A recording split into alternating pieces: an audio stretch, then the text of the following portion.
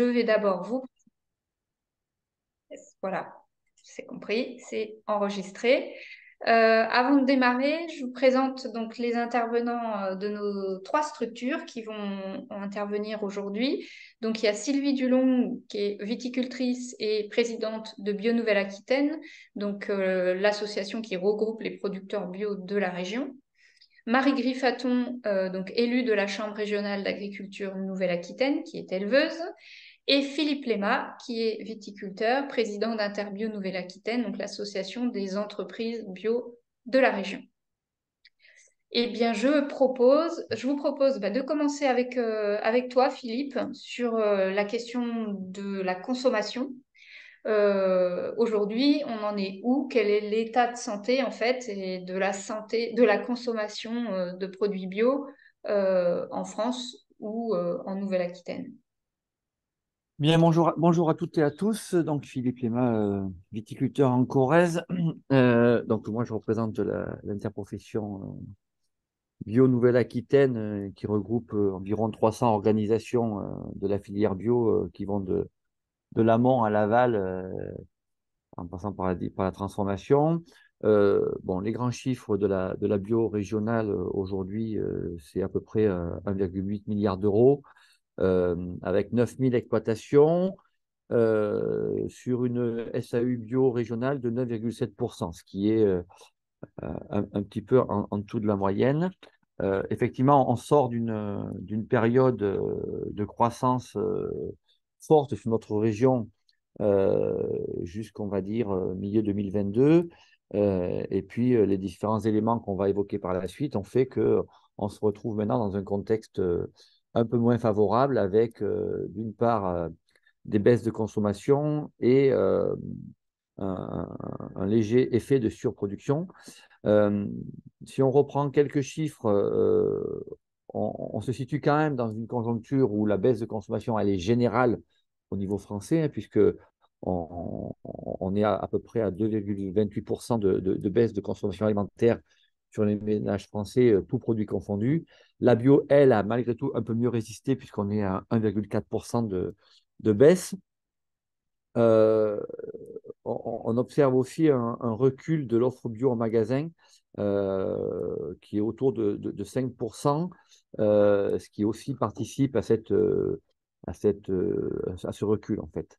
En parallèle à ça, il y a un report des modes de consommation quand même, puisque la partie vente directe, alors là on est clairement les suites et les habitudes de consommation qui avaient été prises lors du Covid, puisque la partie vente directe, elle, augmente de 7,9%. Donc ça, c'est un effet conjugué et de la crise du Covid, mais aussi de toute la tendance de circuits courts, d'approvisionnement local, etc. Euh, Si on rentre un peu plus dans le détail, on a une baisse de 4% à peu près en GMS. Par contre, 12% en magasins spécialisés. Donc ça, c'est un peu plus inquiétant. Et alors, chose assez atypique euh, dans notre habitude de consommation bio, c'est que dans ce même temps, la part du hard discount, elle, a progressé de 11%. Donc tout ça accentue et participe au fait de dire que ben, la bio est rentrée sur le marché alimentaire des bas prix, puisque c'est vers là que le consommateur s'est essentiellement tourné, euh, accentué par ben, la grande distribution qui a fortement déréférencé les produits bio dans leurs magasins, puisqu'aujourd'hui on est quasiment à moins 5%, et sur certains magasins on est carrément à moins 15% de déréférencement. Euh, Après, il y a beaucoup d'a priori, il y a beaucoup de préjugés. On a fait une petite enquête, nous, récemment, au niveau d'un produit de grande consommation, qui est la salade, par exemple, sur quatre magasins. Euh, on s'est rendu compte qu'en hypermarché, la salade, par exemple, France, était à 1,19 €. Dans les magasins spécialisés en frais, Origine France ou HVE, elle était à 1,19 €. Et sur deux magasins bio, la salade était à 1,15 et 1,10. Donc là, c'est bien l'exemple que l'image du produit bio plus cher que le produit conventionnel, quand on est sur de l'approvisionnement de saisonnalité et de circuit court, mais c'est un a priori qu'il faut qu'on travaille pour redorer cette image et remettre le consommateur dans la réalité des choses.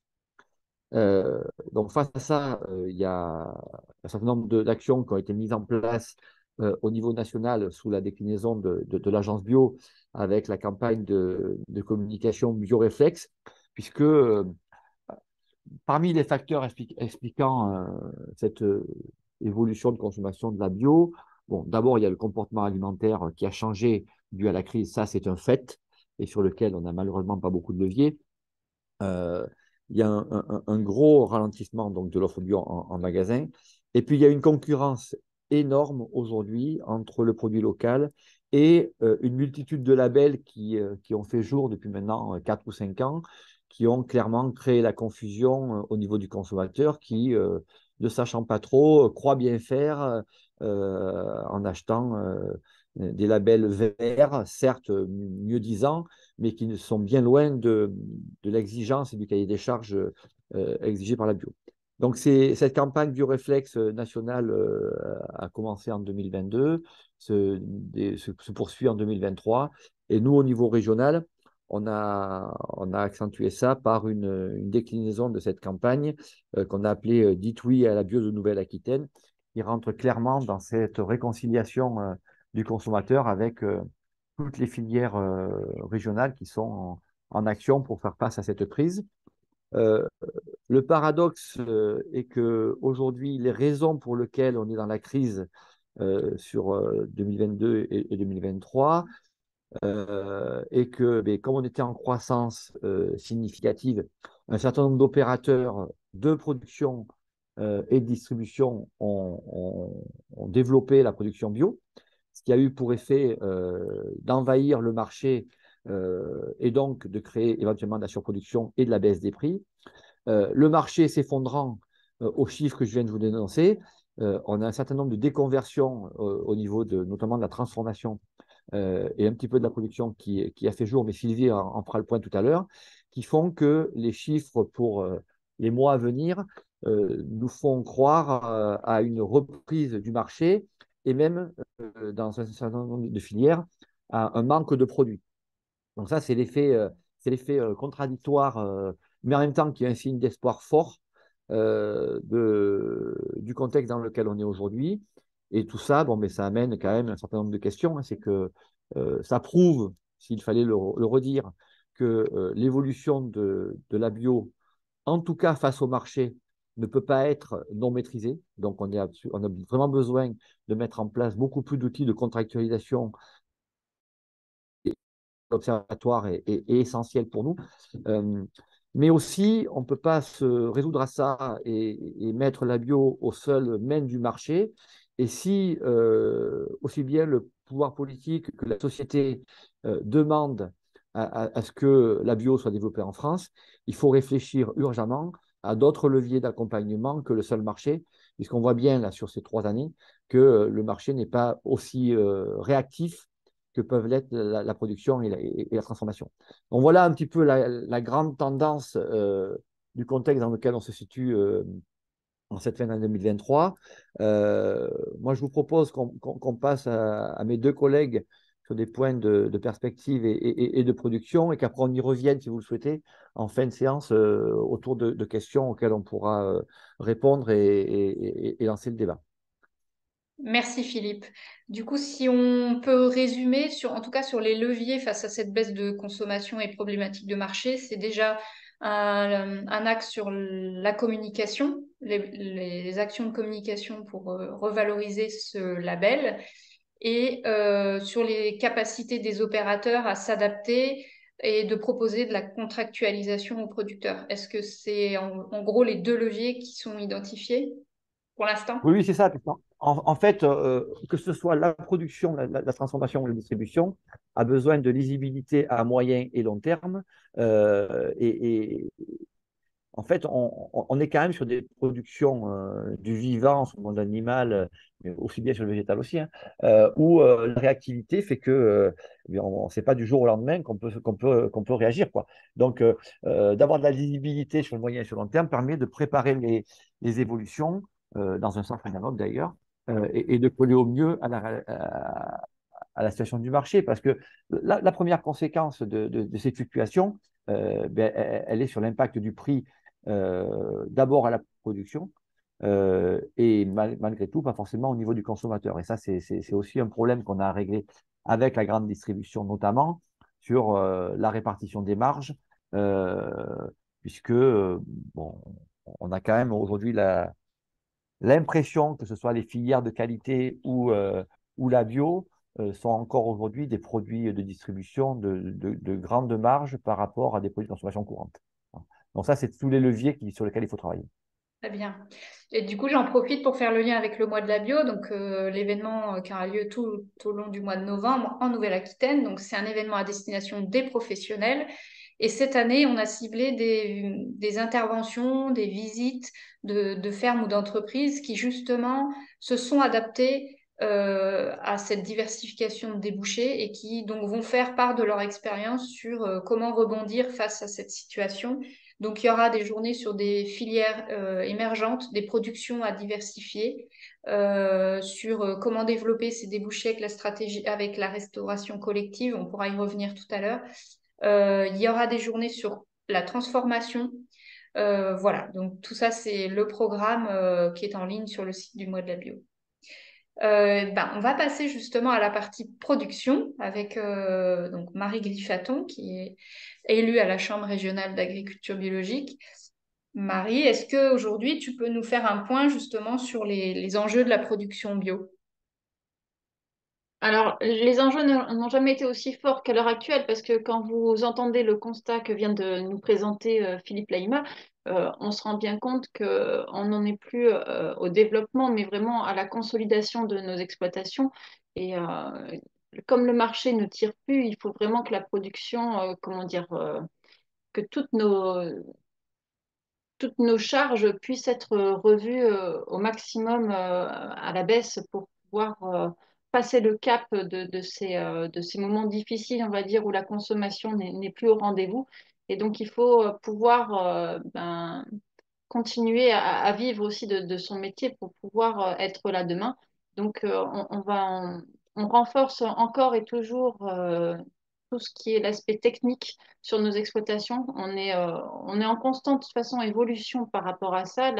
Les chambres d'agriculture accompagnent depuis très longtemps comment dire, tous nos agriculteurs pour pouvoir les aiguiller sur les techniques qui sortent, qui sont découvertes et toutes les innovations qui peuvent sortir pour pouvoir avancer encore et pouvoir utiliser ce mode de production biologique qui, on le rappelle, comment dire, ne peut pas vraiment, a très peu de moyens de guérir une fois que le mal est fait. Donc, il faut à tout prix toujours penser en amont, nourrir les plantes, nourrir son sol, nourrir, comment dire, renforcer ses animaux, etc., pour que on puisse produire, avoir une production correcte.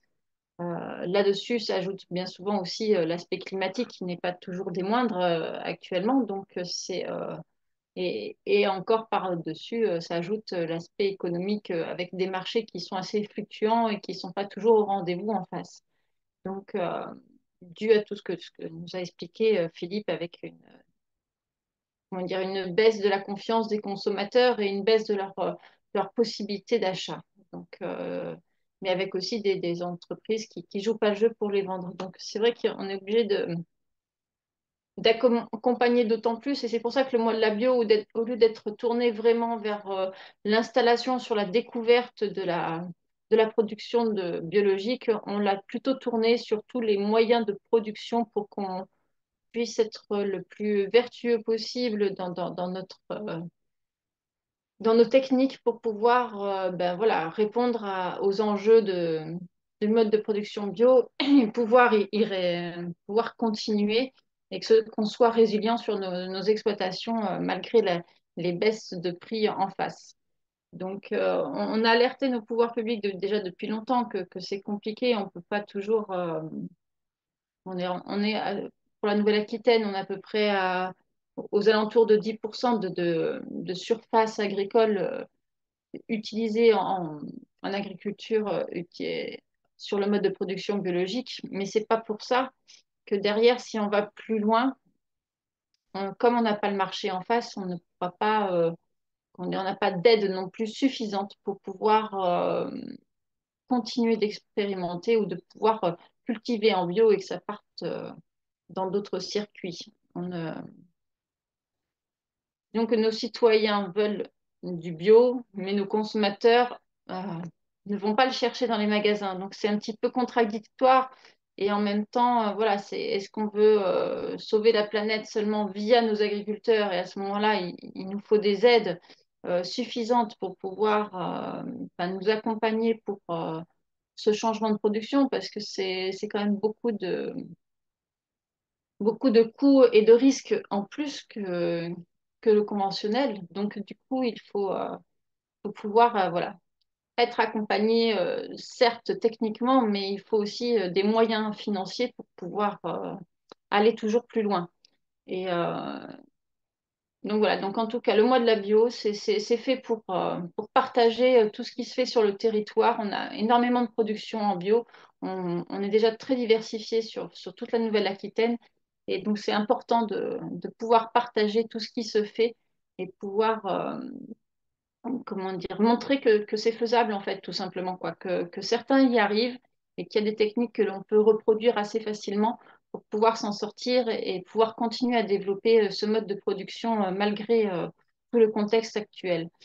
On a aussi des liens avec les enseignements agricoles. Donc, on a créé des supports pour que les enseignants ou les élèves puissent participer au mois de la bio à leur manière aussi. Parce qu'il est important que les jeunes qui arrivent dans toutes les formations agricoles puissent être informés et correctement et pouvoir avoir on va dire, un bagage suffisant pour pouvoir connaître ce que c'est que le mode de production biologique et puissent décider ensuite si c'est compatible avec l'installation qu'ils veulent faire. Donc, le mode de production biologique n'est pas quelque chose de simple à intégrer et à mettre en place. Donc, du coup, c'est important qu'ils le connaissent bien, qu'ils puissent avoir tous les tenants et les aboutissants pour pouvoir faire des bons choix, pour pouvoir s'installer dans de bonnes conditions. Le but, c'est qu'une fois qu'on est installé, c'est qu'on puisse qu'on puisse continuer dans ce mode de production tout au long de sa carrière. Et actuellement, on a aussi un gros sujet de reprise d'exploitation agricole déjà en bio. Et il faut des jeunes déjà formés qu'on puisse former au fur et à mesure sur le tas. Donc voilà, pour moi, c'est important que dans l'enseignement agricole, chaque professeur puisse comment dire, enseigner aussi bien les modes de production conventionnels que les modes de production biologique. Comme ça, ils ont aussi une ouverture d'esprit plus grande pour pouvoir faire des choix plus judicieux parce qu'actuellement, même en conventionnel, on est obligé d'utiliser de moins en moins, on a de moins en moins de solutions et le mode de production biologique en offre énormément. Donc, du coup, on peut facilement basculer de l'un à l'autre. On n'est pas obligé d'être 100% en bio, mais beaucoup font déjà une grosse partie en bio quand c'est possible et quand les conditions à la fois économiques et techniques leur montrent et leur prouvent que c'est plus judicieux. Parce que en général, les agriculteurs, ben, voilà, ils ne vont pas d'abord vers des produits chimiques pour le plaisir, mais c'est bien souvent pas vraiment réelle utilité. Voilà. Merci beaucoup, Marie. Du coup, je ferai peut-être le lien avec justement tout ce qui est expérimentation et essai. Donc, les agriculteurs bio ont depuis longtemps démarré des essais qui aujourd'hui ont fait leurs preuves, notamment sur tout ce qui est désherbage et qui sont repris par d'autres producteurs, qu'ils soient en bio ou pas. Donc, on continue dans cette voie-là. Donc, pendant le mois de la bio, il y aura justement des journées sur la gestion de l'enherbement avec des solutions diverses, diminuer aussi ces passages de désherbage mécanique. Il y aura des journées sur la gestion de la fertilité du sol, qui aujourd'hui est primordiale. Il y aura des démonstrations matérielles, justement. Quels sont le matériel à reconditionner quand on passe en bio? Quel matériel on doit faire évoluer ou adapter? Il y a tout ce qui est sur la partie sélection de variétés, en fait, qui peuvent être plus adaptées au changement, à l'adaptation au changement climatique. Aussi sur tout ce qui est agroforesterie, comment allier les haies dans sa ferme pour apporter de la plus-value en termes de revenus et de biodiversité. Donc voilà, c'est des thèmes qui seront abordés tout au long du mois de novembre. Merci Marie. Je vous propose de passer la parole donc à Sylvie Dulon, présidente de Bio Nouvelle-Aquitaine, pour faire un point justement sur la dynamique de projet bio dans la région Nouvelle-Aquitaine. Où est-ce qu'on en est? Quelle est on va dire, la situation 2022-2023, Sylvie?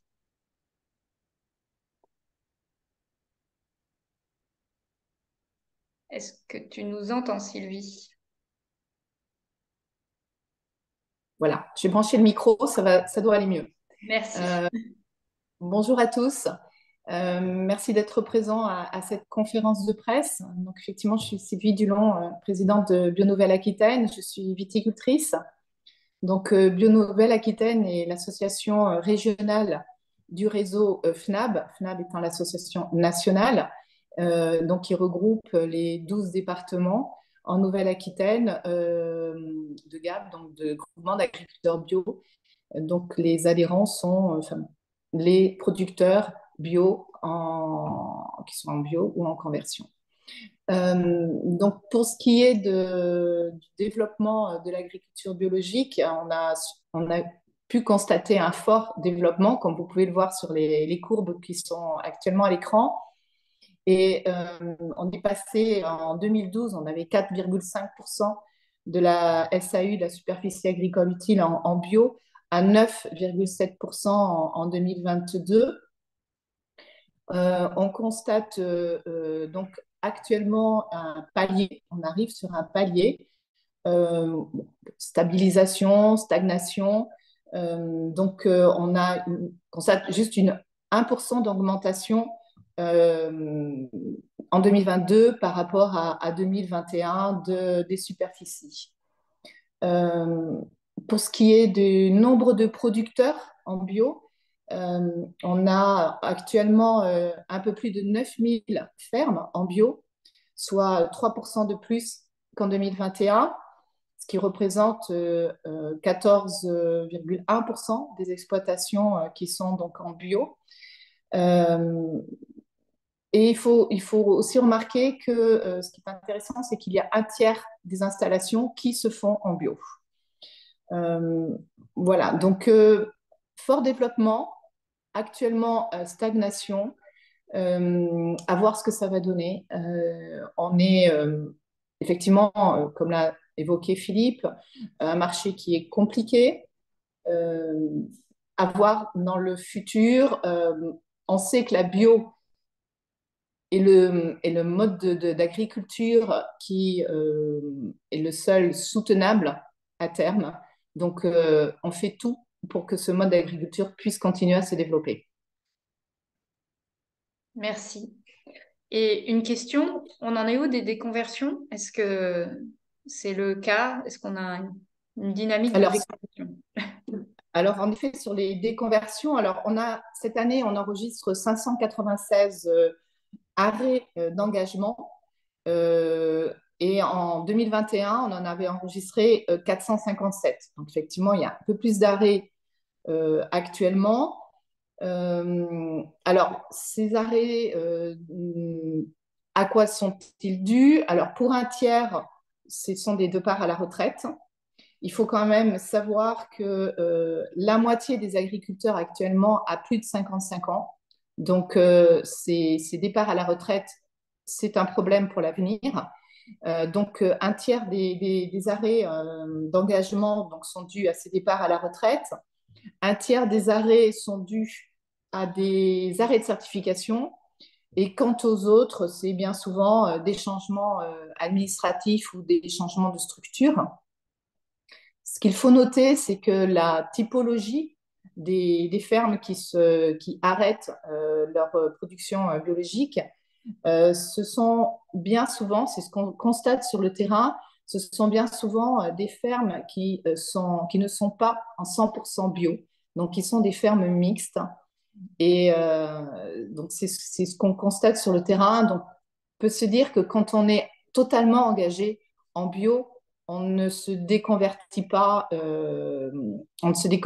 facilement. Et voilà, donc ça, c'est aussi, je pense, à- ça démontre qu'il faut, l'appui technique, le conseil technique et le support technique est important pour que les fermes puissent rester en bio. Évidemment, le marché, les débouchés sont importants, mais il y a aussi ce côté technique qui permet de pouvoir rester en bio. Et à ton avis, c'est quelle perspective et quel levier pour soutenir justement ce développement de l'agriculture biologique? Alors, j'en vois plusieurs. Déjà, effectivement, il y a la question de la diversification de ces productions pour justement multiplier les canaux de distribution et diminuer les risques en lien avec une seule production, les risques de rendement liés aux aléas climatiques. Donc, je pense que la diversification de production, c'est un des leviers aussi de développement.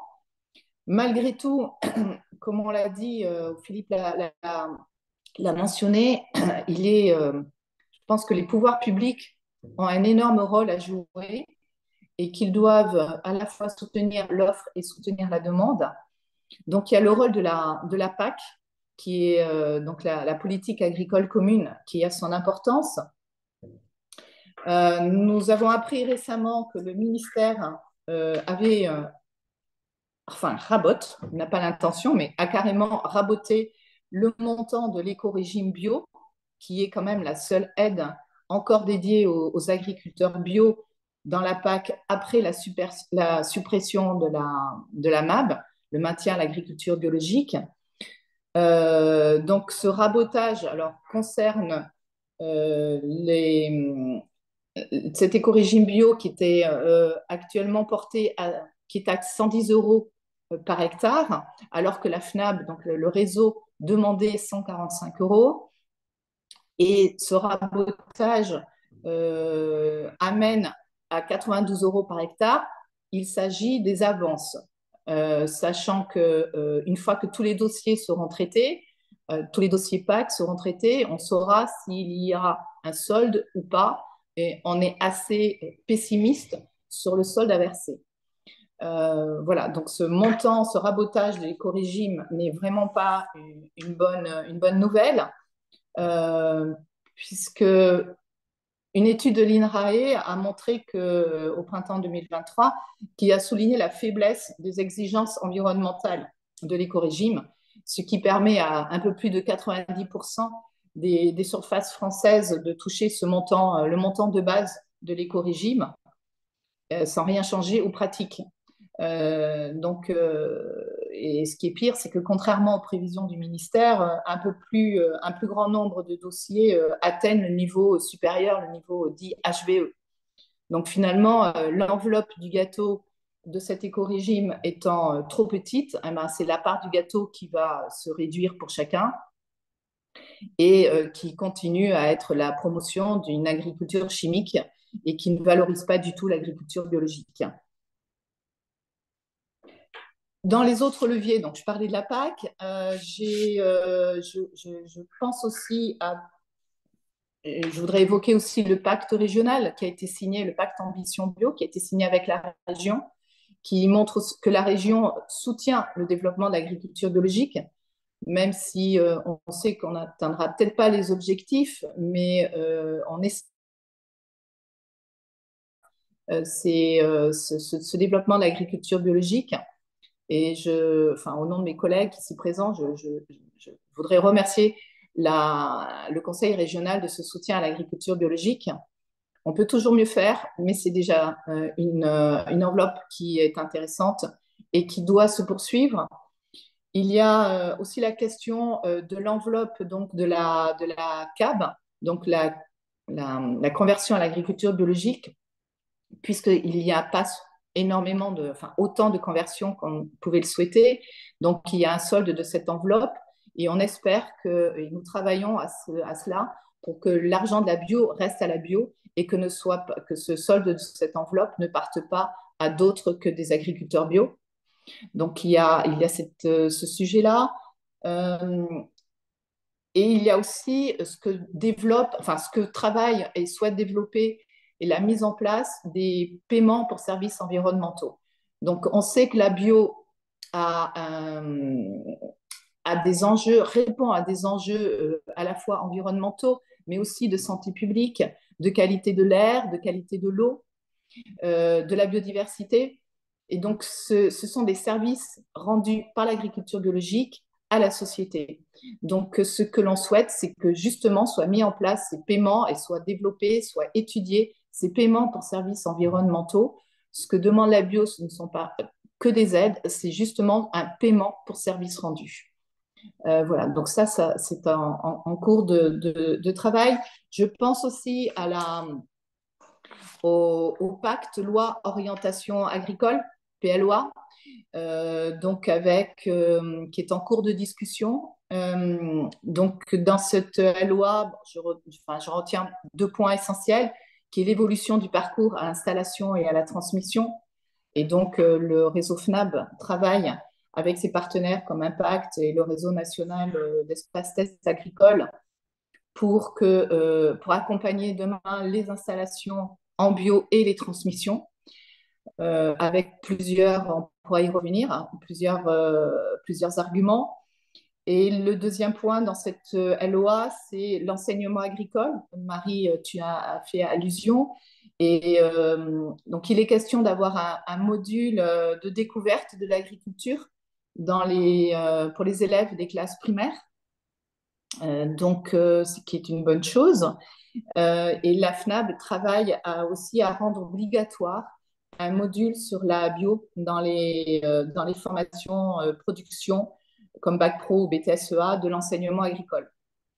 Il y a aussi un plan de formation obligatoire des enseignants pour former aux enjeux de l'adaptation au changement climatique. Et là, la bio a également toute sa place.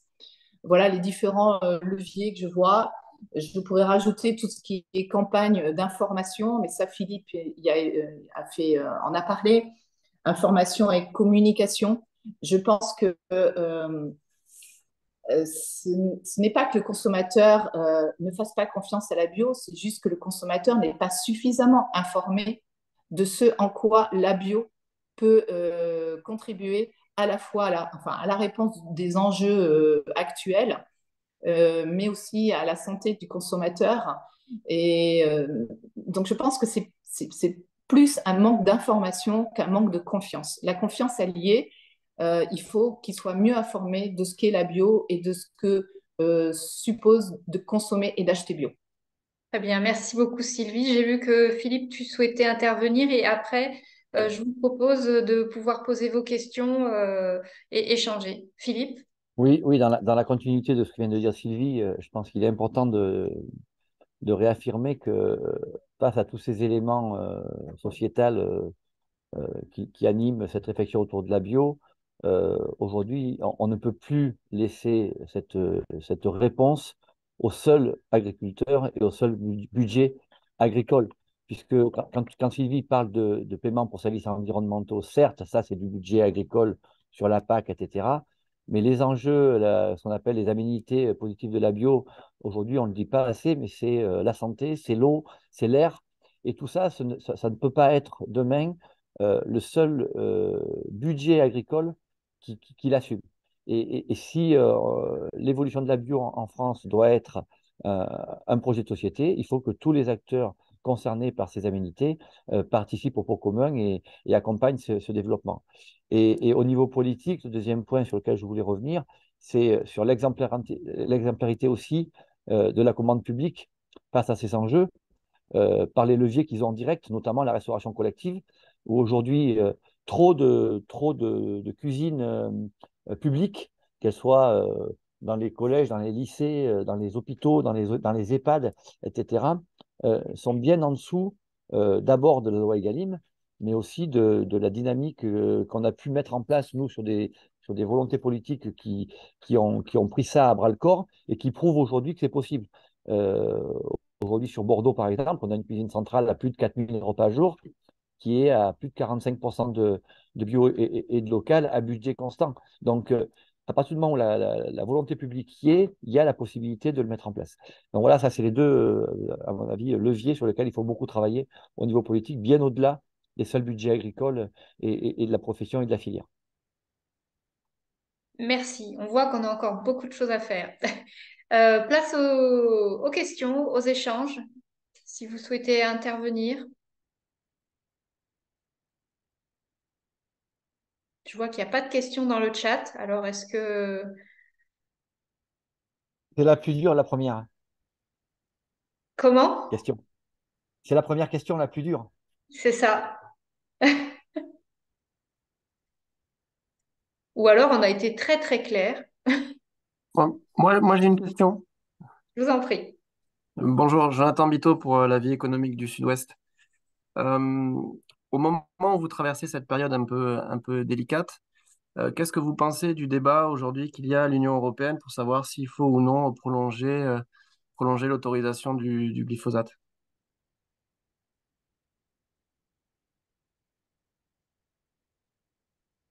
Ben, nous, en tant qu'acteurs de la filière, c'est vrai pour le glyphosate, c'est vrai pour toute l'évolution réglementaire. Je crois que l'agriculture et le monde alimentaire a su s'adapter à toutes les évolutions nécessaires à partir du moment où il y a des moyens de substitution qui coexistent. Sur le glyphosate, typiquement, aujourd'hui, on sait que dans la très très grande majorité des productions, les techniques agronomiques permettent de s'en passer. Alors, même s'il y a peut-être quelques impasses ci et là, mais comme l'a dit Marie tout à l'heure, à partir du moment où on a une échéance à atteindre, l'innovation, la recherche permettent de s'y adapter. Donc, euh, bon, après, nous, on raisonne régional et français. Ce qui est surtout très important, c'est que les règles soient européennes. Et là, moi, je me positionne peut-être un peu différemment de certains de mes collègues, mais nous, clairement, on est sur un marché. Et si on doit être animé par ça, il faut que les règles soient les mêmes pour tout le monde. Si je peux compléter ce que tu viens de dire, Philippe, je crois qu'il faut rappeler les fondamentaux de l'agriculture biologique.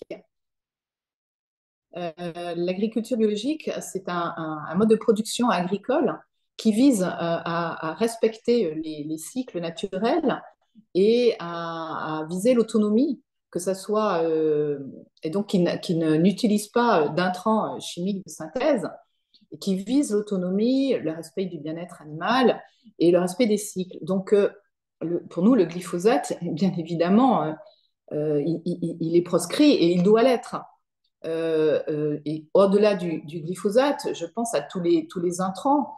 Et l'agriculture biologique peut justement participer à la souveraineté de notre production alimentaire en France, se passant d'engrais, notamment, je reviens au-delà du glyphosate, aux problématiques des engrais chimiques de synthèse.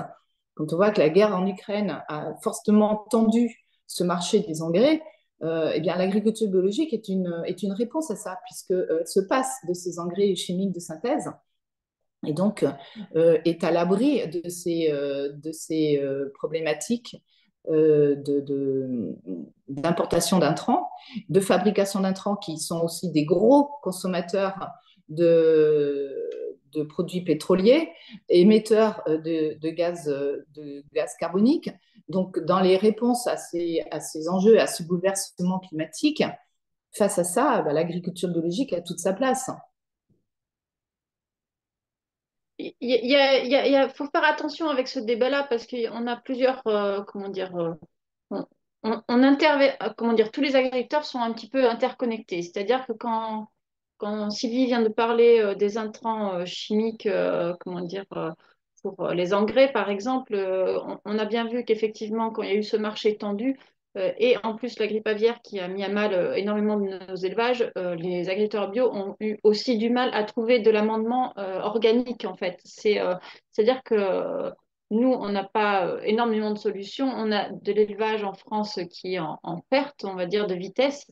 Et l'amendement, comment dire, on arrive à faire des mélanges de cultures, à faire reposer les terres, etc., pour pouvoir redonner de la dynamique à nos terres via seulement les cultures, mais ce n'est pas la solution à tout. Bien souvent, on est obligé aussi de faire appel à de l'engrais organique venant de nos élevages. Et si nos voisins conventionnels ben, n'ont plus de l'engrais chimique, ils viennent aussi prendre de l'engrais organique. Donc, on est concurrentiel, étant donné qu'on a moins d'élevage. Donc, il y a une globalité des choses qui font que des fois, quand certains se tournent aussi vers notre mode de production, ça peut aussi déstabiliser nos propres productions et notre façon de faire aussi derrière. Donc, c'est des choses très complexes. Quand les agriculteurs bio arrivent à faire face à des, comment dire, le glyphosate, par exemple, comment dire, c'est une solution assez simple pour détruire des herbes qu'on ne peut pas voir dans nos champs. C'est un moyen, on va dire, très peu coûteux pour les agriculteurs de se débarrasser des plantes invasives. Nous n'avons pas ça, on se débrouille autrement, mais ça a un coût derrière, ça a un coût de mécanisation, ça a un coût de passage de tracteur. Bien souvent, voilà, il faut faire attention aussi que ben, le tracteur, ça utilise aussi du gasoil, donc ce n'est pas anodin. Il faut savoir que le glyphosate, il est peut-être décrié de partout, mais comment dire, on, on en accompagne aussi depuis quelques années pour utiliser le moins de produits possibles, quels qu'ils soient, pour que comment dire, les doses soient millimétrées pour pouvoir être à la fois efficaces et pouvoir le moins venir polluer nos systèmes.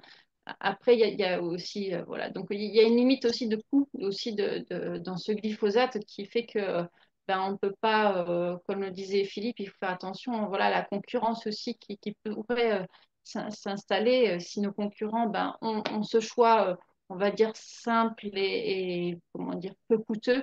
Nous, en face, voilà, il faut qu'on puisse y faire face, que nos conventionnels puissent faire face à cette concurrence avant de vouloir interdire. Voilà, il nous faut des solutions avant de pouvoir prôner ça. Je vous propose de passer, et finalement il y a des questions qui arrivent, donc si on peut passer aux autres questions. Sur la Dordogne, est-ce que les données suivent les tendances de la région? Alors, vous aurez des chiffres par département dans un document qui va bientôt sortir, qu'on mettra en ligne sur le site de la DRAF. Mais ce que je peux vous dire sur la Dordogne, c'est que c'est effectivement un département qui est assez moteur, surtout en termes d'installation. Et que pour l'instant, la situation entre 2021 et 2022 pour la Dordogne était encore à la hausse. Voilà. En nombre d'exploitants, hein, parce qu'il faut bien savoir que la plupart de ceux qui s'installent en bio, c'est sur des petites productions, donc très peu d'hectares.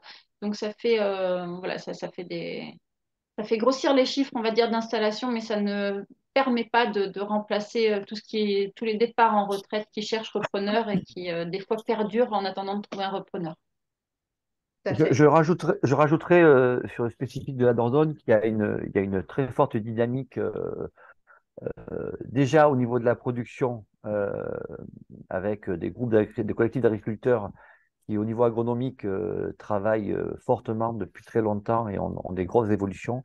Et il y a aussi sur ce département une très forte volonté politique portée par par le département de la Dordogne, notamment au niveau de la restauration collective, comme je parlais tout à l'heure, où il y a des objectifs affichés assez importants et avec une vraie dynamique sur le sujet, qui participe du coup au développement aussi de la production. Question suivante, pouvez-vous donner des détails sur la situation de la viticulture bio en Nouvelle-Aquitaine? Donc, en termes de chiffres, on arrive à peu près, qu'est-ce que j'ai mis dans le document? 15% des vignes en Nouvelle-Aquitaine qui sont en bio. Donc, on a eu un très, très fort développement. Et peut-être que Sylvie ou Philippe, vous souhaitez compléter. Je peux commencer et je laisserai ensuite la parole à Philippe.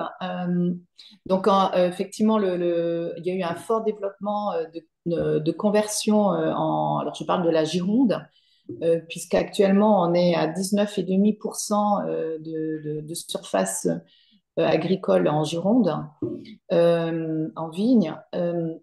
Donc gros développement. Ensuite, je laisserai Philippe s'exprimer sur justement l'adéquation entre offre, demande. les volumes pour ce qui est de la commercialisation, les volumes en bouteilles, c'est-à-dire que ceux qui commercialisent directement en bouteille, je ne parle pas donc du vrac, les volumes continuent quand même à progresser. Donc, c'est plutôt une bonne nouvelle. Il y a une grosse dynamique de conversion parce que l'écart du prix entre le prix du vrac et le prix de la bouteille, le prix de vente en bouteille, le prix du vrac, enfin le prix du vrac conventionnel, pardon, et le prix du vrac bio avait un gros écart. Et donc, je pense qu'il y a beaucoup, enfin, c'est pas je pense, c'est certain, beaucoup se sont convertis justement en voyant ce différentiel de prix vrac bio, vrac conventionnel qui a eu tendance évidemment à se réduire, d'où la diminution aussi des conversions, puisque ce différentiel de vrac bio et de prix de vrac bio et vrac conventionnel s'est réduit et s'est même carrément annulé. Euh, pour ce qui est de la situation ensuite climatique, il y a eu cette année il y a une grosse pression mildiou qui est valable autant pour les viticulteurs qui étaient en bio et les viticulteurs en conventionnel. Et donc, il y a des problèmes autant chez les bio que chez les conventionnels. Des bio ont très bien réussi et ont fait le rendement comme des conventionnels et inversement, d'autres n'ont pas pu faire le rendement comme des conventionnels n'ont pas fait le rendement. Ce qui s'explique essentiellement par la différence de pluviométrie qui est tombée à certains endroits et quand effectivement vous prenez 120 mm d'eau suite à un orage, eh bien c'est très compliqué de passer en suivant et de pouvoir protéger ces vignes, que vous soyez en bio ou que vous soyez en conventionnel. Voilà, donc en fait, on se rend compte que les viticulteurs, comme tous les agriculteurs, qu'ils soient bio ou conventionnels, se prennent de plein fouet le changement climatique, le bouleversement climatique, et ça a une influence, enfin, ce bouleversement, les gels précoces, la sécheresse, la pression maladie, la pression des ravageurs. Et évidemment, ça a une influence sur la production. Donc, les viticulteurs ne sont pas épargnés face à ces aléas-là. Voilà, je pense avoir dit ce que j'avais à dire. Je laisse Philippe peut-être compléter sur le sujet sur la viticulture. Oui, enfin, pour compléter, ce qui est très, très, très difficile dans l'analyse du marché spécifique de la viticulture Nouvelle-Aquitaine, c'est que on a une conjonction de plein de facteurs, dans un sens ou dans l'autre, qui font que de tirer une analyse d'évolution de marché bio sur la viticulture néo-aquitaine, voire girondine, est très compliqué. Je m'explique. On est sur une crise du monde viticole, on va dire générale, particulièrement avec du Bordeaux bashing de manière assez hallucinante depuis quelques années. Et effectivement, il y a quelques années, le bio a été un appel d'air pour certains viticulteurs, puisque d'un côté, il y avait une évolution agronomique qui permettait de conduire les vignes en bio avec des exemples probants de réussite, etc. Et le marché qui tirait, donc un certain nombre d'agriculteurs y sont passés. Mais malheureusement, ça a été une résultante d'une situation de marché viticole global bordelais, notamment, assez compliquée. Donc, quel est l'élément qui est le plus important et impactant cette évolution des marchés bio? On a beaucoup de mal aujourd'hui à le, à le quantifier. Ce qui est sûr, par contre, et ça, c'est un événement très positif, c'est que, comme l'a dit Sylvie, les producteurs de vin en bouteilles conventionnelles qui se sont convertis en bio, qui avaient donc des clients en direct bouteilles, n'ont pas vu de baisse de consommation parce qu'ils étaient passés en bio. C'est-à-dire que leurs clients, eh bien, ils sont devenus consommateurs bio parce que le vin était bon avant et il est bon après. C'est très différent sur le marché du vrac, effectivement, où là, on produit face à un marché et on envahit plus ou moins les rayons en fonction du volume de production. Et là, le consommateur le subit plus. Mais sur les bouteilles, effectivement, il y a pas, c'est plutôt favorable l'évolution de la consommation en bio grâce à ce phénomène-là, de la confiance aux viticulteurs et au côté direct. Si je Merci. peux compléter, à l'heure actuelle, moi, certains me disent, surtout sur les gros groupements ou quoi, de mettre le logo AB derrière la bouteille et non plus devant.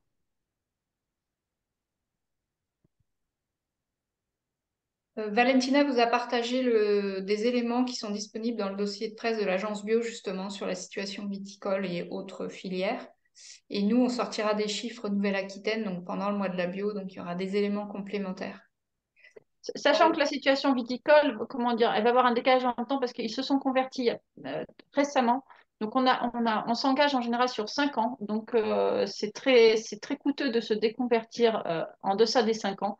Donc c'est rarement le choix que vont faire nos viticulteurs. Euh, Sachant que vous savez, on a eu un plan d'aide sur 60 millions là, où il y a eu beaucoup plus de réclamés. Et les Viti en faisaient quand même grandement partie, enfin la Gironde faisait grandement partie des dossiers déposés. Donc le secteur viticole, voilà, mis à part certains bouteilles qui étaient déjà, comme l'a très bien expliqué Philippe, bon avant et bien vendeur après, c'est quand même un secteur délicat, voilà, sur le bio viticole Bordeaux, Bergerac, enfin voilà, tout ce secteur-là. Merci. Pouvez-vous redonner les chiffres d'évolution de la vente directe? Dans quel genre de canaux elle se développe? Vente à l'exploitation, marché, magasin de producteurs. Donc, entre 2021 et 2022, la vente directe a été estimée à plus 4%. On va dire que la force de l'agriculture biologique, c'est d'avoir ces 4 débouchés, en fait. La mixité des débouchés permet d'assurer les revenus. Et donc, on voit bien que cette part-là de vente directe augmente. Après, c'est un chiffre national. Il n'y a pas d'enquête régionale spécifique sur cette thématique. On en aurait besoin. Justement pour identifier ce qui se développe et ce qui fonctionne bien. Donc, je ne pourrais pas, moi, en tout cas, compléter en termes de chiffres. Après, est-ce que Marie, Philippe, Non. Sylvie, vous voulez compléter? Après, sur ce focus de la vente directe, en fait, les producteurs qui sont rentrés dans ce schéma-là, bien souvent, utilisent les trois canaux. C'est-à-dire qu'il y a une partie de vente à la ferme, avec un petit peu de marché et aussi un peu de magasin de producteurs. Donc, savoir lequel des trois est le plus en croissance, c'est un peu compliqué. J'ai envie de dire les trois correspondent à des demandes du consommateur de confiance, de proximité et de diversité de l'offre. Mais je ne suis pas sûr qu'un des trois soit plus en développement que les autres, quoi. Sachant que comme pour le vin bio, en fait, comment dire, nos producteurs terrain, enfin ceux qui font de la vente directe, leurs clients viennent principalement parce que c'est du local et qu'ils connaissent l'agriculteur, tout comme parlait Philippe sur le vin. C'est voilà, leur demande première est d'avoir la confiance dans l'exploitant, en fait. Hein. C'est d'abord du local qu'ils recherchent à l'heure actuelle plutôt que du bio. C'est pour en connaître qui vendent aussi à des restaurateurs, les restaurateurs ne vont jamais marquer sur leur carte comme quoi leurs produits qu'ils ont achetés, enfin, par exemple leur viande est en bio. Ils vont juste, voilà, ils vont marquer local. Je ne suis D'où pas la... persuadée de ça, parce qu'on le voit bien, alors je reviens au vin, mais on voit bien la croissance aux cartes que proposent les restaurants ou les cavistes. Il y a de plus en plus de bio et c'est affiché bio. Donc ça, c'est pour le vin. Pour ce qui est de la vente directe en vin, bah, ce sont essentiellement, alors il y a la propriété, mais c'est essentiellement les cavistes. Il y a de plus en plus de cavistes spécialisés qui recherchent des produits bio, des produits biodynamie, même des vins sans soufre. Et ça, c'est clairement affiché. Euh, Ça, c'est pour le vin. Pour les restes de production, je connais un petit peu moins. Mais la vente directe de vin bio, ce n'est pas uniquement la vente à la propriété. C'est-à-dire c'est une vente sans intermédiaire. Ça peut être une vente au caviste hein, ou directement au magasin. Morgane, vous aviez une question. Alors, je ne la comprends pas trop. Si c'est possible pour vous de compléter une question? Bonjour. Oui, allez-y. En fait, je voulais savoir si vous aviez des remontées de terrain de la part d'agriculteurs bio qui rencontrent des difficultés à rester, enfin, conserver tous les critères de leur cahier des charges bio en raison de la pollution environnementale des cultures voisines et notamment en raison de la pollution de l'eau qu'on a pas mal abordée dans la Vienne avec le chlorothalonil. On a des agriculteurs qui nous disent que, en fait, c'est compliqué pour eux de garantir toutes les vertus et tous les bienfaits du bio de leurs produits parce qu'ils sont censés nettoyer leurs légumes avec de l'eau du réseau qui elle-même contient des quantités supérieures aux exigences de santé en chlorothalonil, par exemple. Donc voilà, ma question, c'est est-ce que vous avez des retours en ce sens? Oui, on a régulièrement quand même des retours d'agriculteurs qui, de par des fois des conventionnels qui toucheraient leur propriété, utilisent des produits des fois comment dire, qui vont jusqu'à leur parcelle et ils ont des risques ou ils sont parfois déclassés sur certaines parties de leur production à cause comment dire, de la pollution de leurs voisins. Oui, c'est des sujets assez récurrents qui reviennent régulièrement et qu'on essaye de traiter de façon la plus juste possible. Voilà, mais c'est une problématique qui existe, oui, tout à fait. Oui, je confirme. En effet, c'est une problématique qui existe. Tout ce qui est ce qu'on appelle les pollutions diffuses, que ce soit par l'eau, par l'air, par les sols, qui peuvent aussi contaminer. Donc, effectivement, c'est un problème. La bio est un mode de production. Elle n'est pas sous cloche. Et tout ce qui est, concerne l'environnement et le voisinage est problématique pour l'agriculture bio euh, qui lui a un cahier des charges à respecter. Donc c'est une obligation de moyens De résultats. de moyens, l'agriculture bio, pas de résultats. C'est une production avec Pardon. une. Oui, si, c'est dans le cahier des charges européen. Et donc, voilà, c'est pas une agriculture qui vit sous cloche, malheureusement. Il faudrait que tout le monde soit en bio, il y aurait plus de problème de pollution diffuse. Et de quelle manière c'est traité du coup, ce problème-là? Alors, Parfois avec des déclassements, hein, tout simplement. voilà, il y a des déclassements de produits, ça peut arriver. Effectivement, c'est des déclassements de produits. Donc la FNAP travaille justement à l'indemnisation de ces personnes qui sont déclassées, parce que pour le moment, la charge incombe à l'agriculteur bio, sauf s'il peut faire preuve que la pollution vient de son voisinage, auquel cas il faut qu'il en apporte la preuve. Sinon, c'est lui qui en subit les conséquences. Après, faut rassurer le consommateur. Aujourd'hui, la traçabilité et les contrôles qui sont faits garantissent au consommateur que s'il y a des résidus, notamment en bio, il y a des classements, il y a des classements au-delà de la seule exploitation. C'est-à-dire que le produit est délabellisé AB. Après, les quelques études qu'on a aujourd'hui de contrôle et de comparaison de taux de résidus entre les filières conventionnelles et les filières bio sont sans commune mesure quant aux quantités de résidus. Ça reste quand même, malgré tout, relativement à la marge, puisque le côté diffus des contaminations croisées impacte vraiment le bordure des parcelles. Donc, sur la globalité de la production, ça a que peu d'impact. Alors, c'est un phénomène qui existe, c'est clair, il ne faut pas le nier, mais je crois que le consommateur peut être rassuré quant à la véracité de la qualité des produits bio, quand même, de manière très globale. À ce sujet, Valentina vous a partagé sur le chat en fait un guide, un kit pour aider les producteurs qui peuvent être face à ce problème de contamination. Donc avec voilà, des préconisations, soit lorsque vous êtes en bonne entente avec votre voisin, il y a des façons de faire. S'il y a des difficultés de dialogue, on a d'autres leviers d'action. Donc voilà, il y a tout un guide complet qui peut aider les agriculteurs à réagir face à ces problématiques de contamination. Il est midi 2. Il y a une dernière question, je vous propose de l'aborder avant de clôturer. C'est par rapport donc à la question de la déconversion. Qu'est-ce qui décourage aujourd'hui les agriculteurs qui choisissent une déconversion? Est-ce le manque de revenus par rapport à la charge de travail supplémentaire?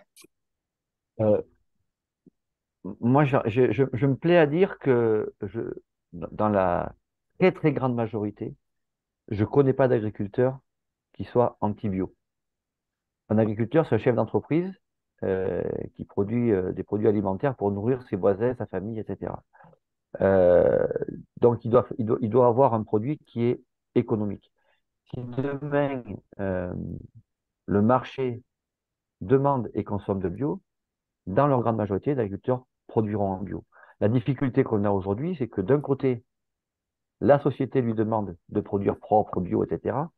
Mais et ça répond à l'autre question hein, sur le pouvoir d'achat en berne, quand ce même consommateur pousse son caddie et que son seul critère d'achat, c'est le prix, il y a une incohérence auquel l'agriculteur, il est totalement démuni. Donc, effectivement, il y a des risques de déconversion aujourd'hui, et c'est là que la puissance publique a son rôle à jouer d'accompagnement face à ces évolutions. Et nous, on a la chance en Nouvelle-Aquitaine, comme dit Sylvie, d'avoir une région qui, en plus, accompagne ces évolutions-là. Mais le premier acteur de cette évolution, ça reste quand même le consommateur dans son acte d'achat. Et pour rebondir sur la deuxième question sur le pouvoir d'achat qui est posé par, j'ai perdu, hum, issu de MAG, sur le coût de l'alimentation, là, c'est beaucoup plus global sur une prise en considération beaucoup plus globale de son budget mensuel. C'est vrai que la facilité n'est pas en faveur de la bio, parce que c'est peut-être plus compliqué de consommer bio à budget égal, parce qu'il faut peut-être plus cuisiner, acheter moins de plats préparés, etc. Malgré tout, c'est possible. On a des exemples de gens qui, avec des petits budgets, parce qu'ils ont revu leur mode de consommation, arrivent à se nourrir bien à budget constant. Mais effectivement, ça change les codes de consommation dans le monde aujourd'hui où tout va vite et la facilité de la barquette prête, etc., est beaucoup plus simple que de se remettre en cuisine et cuisiner un pot-au-feu la veille pour le lendemain. Voilà. Peut-être sur les déconversions, j'ajouterai un élément, c'est que oui, ça peut être lié à des raisons économiques, mais il y a aussi des raisons techniques. On a des agriculteurs qui sont passés en bio et qui ont trouvé compliqué de gérer l'enherbement, de gérer le non-travail, enfin moins de travail du sol, plus de passage sur les terres ou dans ces vignes. Il y a une adaptation sociale aussi et une adaptation technique à travailler. Et c'est bien pour ça qu'il y a des aides à la conversion, c'est de passer un cap dans ces pratiques, ça change le système. Et il faut un temps de réflexion et d'adaptation à ce mode de production. Je vous propose peut-être de faire le mot de clôture, chacun, une Ouais. petite minute chacun, parce qu'après on va vraiment être très en retard. Moi, je finirai par un élan d'optimisme, puisque on se rend quand même compte au niveau des installations en agriculture que les nouvelles générations ont beaucoup plus pris conscience de ce phénomène du besoin global de l'agriculture biologique, puisqu'on a 30% aujourd'hui des installations qui sont en agriculture biologique par conviction, par prise de conscience générale. Euh, Moi, par exemple, j'ai mon père qui a 75 ans, il n'était pas du tout sensibilisé à la bio parce que l'environnement dans lequel il était n'était pas ce qu'il est aujourd'hui. Je vois que les jeunes d'aujourd'hui, s'ils peuvent pas s'installer en bio, ils iront pas dans l'agriculture, quoi. Donc ça, c'est vraiment un signe d'espoir qui, moi, me motive à continuer à accompagner cette mutation. Merci Philippe. Marie? Bah, nous, forcément, on a envie d'avoir toujours autant, voire plus de bio demain. Donc, du coup, on met tous les moyens nécessaires pour pouvoir accompagner vers ce joli projet. En tout cas, effectivement, on a encore chez certains voilà, un accompagnement technique à faire, à consolider. Et comment dire, c'est aussi une mentalité à avoir quand on aborde nos productions, comment dire, avec le mode de production biologique. C'est pas du tout la même façon de gérer son exploitation. Donc, c'est aussi des systèmes à mettre en place. On n'a pas toujours les terres, comment dire, les plus simples.